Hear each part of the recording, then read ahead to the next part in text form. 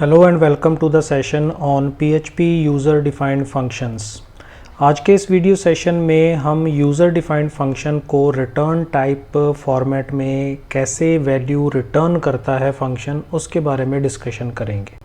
Previous video session में हमने argument type के बारे में डिस्कशन किया था कि यूज़र डिफाइंड फंक्शन अपने आर्ग्यूमेंट्स को कैसे पास करता है। आज के इस वीडियो सेशन में हम यूज़र डिफाइंड फंक्शन वैल्यू कैसे रिटर्न करता है उसके बारे में डिस्कशन करेंगे। प्रोग्राम नंबर 74 में हम एक ऐसी स्क्रिप्ट डिज़ाइन करने वाले हैं जिसमें दो नंबर्स का ऐड होगा और यूज़र डिफाइंड फंक्शन के रिटर्न टाइप के हेल्प से हम उस वैल्यू को रिज़ल्ट में शो करवाएंगे। तो यहाँ पर हमने एक ऐड नाम का फंक्शन बनाया जिसमें हमने दो आर्ग्यूमेंट्स रखे हैं, नंबर 1 एंड नंबर 2, उन दोनों का टोटल किया। और प्रीवियस प्रोग्राम्स में हम नॉर्मली क्या कर रहे थे कि यहाँ पर हम जो रिज़ल्ट कैलकुलेट हुआ है उसको हम यहीं पर इको स्टेटमेंट की हेल्प से प्रिंट करवा देते थे, लेकिन यहाँ पर हम क्या कर रहे हैं, ये फंक्शन क्या कर रहा है कि कैलकुलेशन करने के बाद रिज़ल्ट जो है रिटर्न करवा देता है कॉलिंग फंक्शन को। तो यहाँ पर हमने दो नंबर्स पास किए और एक वेरिएबल में हमने फंक्शन को कॉल किया और यहाँ पर हमने इको स्टेटमेंट यूज़ करके उस रिज़ल्ट को प्रिंट करवाया। तो ये रिटर्न स्टेटमेंट का यूज़ है, तो इसको हम एक एग्ज़ाम्पल के थ्रू समझते हैं। फंक्शन हमने बनाया और ऐड नंबर रखा इंट के साथ $n1 और दूसरा इंट के साथ $n2। ये हमारा फंक्शन डिफाइन हुआ। $t के अंदर हमने क्या किया, $n1 प्लस $n2 दोनों वैल्यूज़ का टोटल किया और रिटर्न स्टेटमेंट में हमने $t को पास कर दिया और ये फंक्शन डेफिनेशन ख़त्म।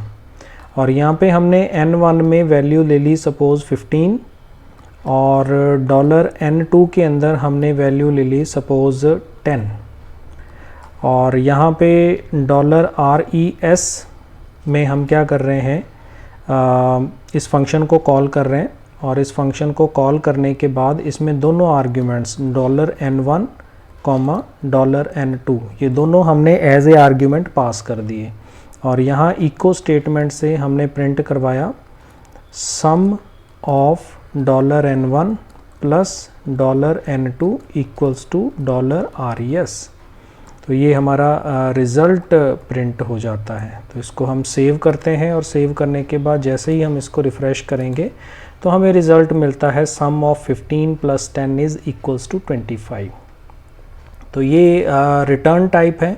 हम ज़रूरी नहीं है कि इस ऐड फंक्शन को डायरेक्टली किसी वेरिएबल में कॉल करें, हम इसको इस तरीके से भी कॉल कर सकते हैं। यहाँ पे हमने क्या किया, इको स्टेटमेंट यूज़ की और इक्वल्स टू के बाद हम यहाँ पे डॉट यूज़ करते हैं और डॉट के बाद हमने ऐड फंक्शन को कॉल किया और $n1, $n2 ये हमने पास कर दिया। यहाँ बिना तीसरे वेरिएबल के हम इसको रन कर सकते हैं तो हमें सेम रिज़ल्ट मिलेगा, कोई चेंजेस नहीं होंगे। मैं वैल्यूज़ चेंज कर देता हूँ ताकि हम पता कर सकें कि हमारी वैल्यूज़ चल रही हैं कि नहीं चल रही हैं। तो यहाँ पे हमारे पास 95 रिज़ल्ट आना चाहिए। रिफ़्रेश करते हैं तो 35 प्लस 60 95 रिज़ल्ट आ रहा है। तो ये इसका फर्स्ट फॉर्मेट था।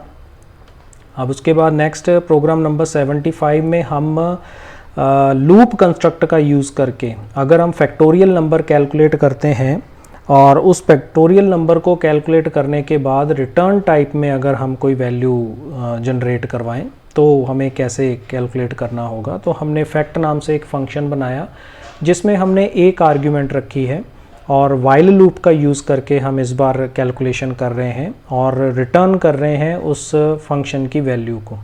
तो ये कैसे जनरेट होगा इसको हम प्रैक्टिकली इम्प्लीमेंट करते हैं। तो ये प्रोग्राम जो हमने बनाया इसको हम डिलीट कर देते हैं और यहाँ पे हमने फंक्शन फैक्ट के नाम से रखा और इंट $n हमने सपोज़ एक आर्ग्यूमेंट रखा और इसमें $f इक्वल्स टू 1 और यहाँ पे हमने लूप चलाया वाइल $n जो हम यूज़ कर रहे हैं, जब तक ये ग्रेटर देन 0 है तब तक ये लूप चलना चाहिए। और इसके अंदर हम क्या कर रहे हैं, $f multiplied equals to $n, और यहाँ पे हम क्या कर रहे हैं, $n माइनस माइनस कर दिया और ये फंक्शन को हमने क्लोज़ कर दिया जो हमारा फंक्शन था। और उसके बाद यहाँ पर हमें रिटर्न करना है जो वैल्यू हमें कैलकुलेट होके मिली है, तो $f को हम क्या करते हैं, रिटर्न कर देते हैं। और ये हमारा फंक्शन डेफिनेशन ख़त्म। और यहाँ पे हम num एक वेरिएबल लेते हैं और इसमें 5 पास किया, और रिज़ल्ट के अंदर हम क्या करते हैं,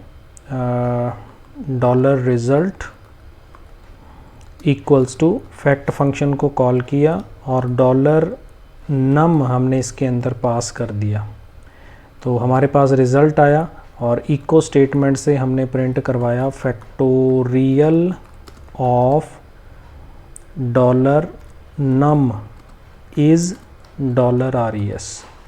ये हमारा रिज़ल्ट कैलकुलेट होगा। तो चेक करते हैं कि हमारे पास क्या रिज़ल्ट आता है। रिफ़्रेश किया तो यहाँ पे देखिए फैक्टोरियल ऑफ 5 इज़ 120। तो इस तरीके से हम रिटर्न स्टेटमेंट का यूज़ करके फंक्शन जो वैल्यू कैलकुलेट करता है, बेसिकली हमने जो 3 टाइप्स पढ़े हैं। सबसे पहले नंबर पे हमने जो सिंपल फंक्शन पढ़ा था, उसमें हमने फंक्शन की बॉडी में ही तीनों एक्टिविटीज़ परफॉर्म की। इनपुट भी उसी फंक्शन में हो रहा था, कैलकुलेशन और रिज़ल्ट भी।